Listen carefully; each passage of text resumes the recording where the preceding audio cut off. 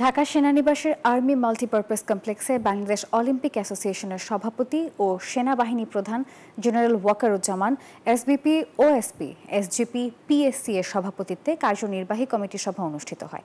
উক্ত সভায় বিও এর কার্যনির্বাহী কমিটির সদস্যবৃন্দ উপস্থিত ছিলেন। বুধবার সভার মূল কার্যক্রম শুরুর পূর্বে গত ৭ ডিসেম্বর ২০২৪ হতে ২২ এপ্রিল ২০২৫ পর্যন্ত পরলোকগত ক্রীড়া সংগঠক, ক্রীড়াবিদ এবং ক্রীড়া পরিবারের সদস্যদের আত্মার শান্তি কামনা করে ১ মিনিট নীরবতা পালন করা হয়।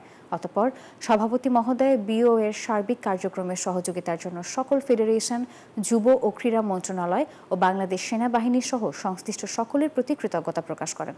তিনি খেলাধুলার উন্নয়নে ও আন্তর্জাতিক ক্রীড়াঙ্গনে বাংলাদেশের সুনাম বৃদ্ধির জন্য ময়মনসিংহের ত্রিশালে প্রস্তাবিত অলিম্পিক কমপ্লেক্স প্রকল্পটি সফলভাবে বাস্তবায়নে দৃঢ় আশাবাদ ব্যক্ত করেন।